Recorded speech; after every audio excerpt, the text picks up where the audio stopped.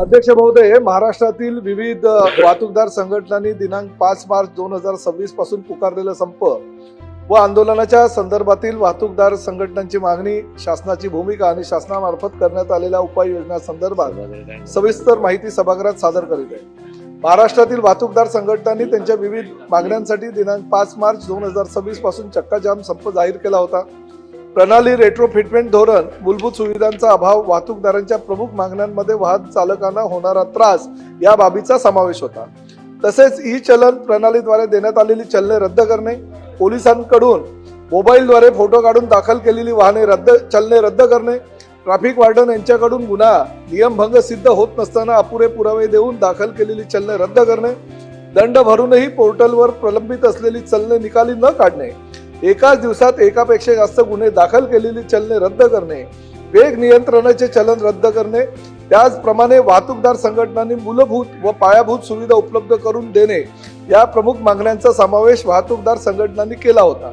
वाहतूकदार संघटनांनी पुकारलेल्या संपाची शासनाने गांभीर्याने दखल घेतली आहे। अध्यक्ष महोदय, वाहतूकदार संघटनेच्या पदाधिकाऱ्यांशी मी स्वतः दिनांक 2 मार्च 2026 रोजी तात्काळ संवाद साधून संघटनेच्या मागण्यांचे सखोल परीक्षण करून त्यातील न्याय व व्यावहारिक मागण्यांवर कारवाई करण्याचे आश्वासन दिले होते। तसेच याबाबत परिवहन आयुक्त आणि अपर पोलीस महासंचालक वाहतूक यांना तात्काळ बैठक घेऊन कारवाई करण्याबाबत सूचित केले होते। वाहतूकदार संघटनेच्या प्रतिनिधींशी दिनांक 26 जून 2025 रोजी मी बैठक घेतली। सदर बैठकीस अनुसरून माल वाहतूकदार संघटना, बस मालक संघटना, स्कूल बस असोसिएशन व इतर वाहतूकदार यांच्या विविध समस्यांचे निराकरण करण्यासाठी शासनास उपाययोजना सुचवण्याकरता दिनांक 1 जुलै 2025 आणि दिनांक 8 जुलै 2025 च्या शासन निर्णयान्वये परिवहन आयुक्त यांच्या अध्यक्षतेखाली समिती गठीत करण्यात आली असून सदर समितीमध्ये वाहतूकदार संघटनेच्या प्रतिनिधींचाही समावेश करण्यात आला होता।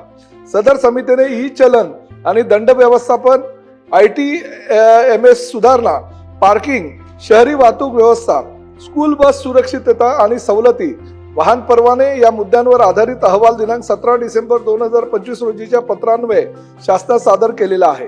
वाहतूकदार संघटनांच्या मागण्यांकडे शासन गांभीर्याने पाहत आहे। वाहतूकदार संघटनांच्या समस्यांवर व त्यावरील उपाययोजना पारदर्शकपणे, कायदेशीर व निपक्षपातीपणे अंमलबजावणी त्याची होईल।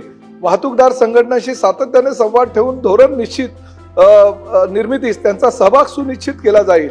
वाहतूकदारांच्या होणाऱ्या आवश्यक त्रासाबद्दल तक्रार निवारण यंत्रणा अधिक सक्षम केली जाईल। वाहतूक क्षेत्राचे आधुनिकीकरण, पायाभूत सुविधांचा विकास आणि वाहतूकदारांच्या कल्याणासाठी ठोस कार्यक्रम राबवण्यात येतील। वाहतूकदार संघटनांनी आपल्या मागण्या शासनासमोर मांडलेल्या आहेत। शासनाने त्यांचे म्हणणे ऐकले, यावर सकारात्मक प्रतिसाद दिला आहे। वाहतूकदार संघटनांना आश्वस्त केल्याने आणि त्यांच्या मागण्याबाबत शासन संवेदनशील असल्याने वाहतूकदार संघटनांनी त्यांचा अध्यक्ष महोदय मागे घेतलेला आहे।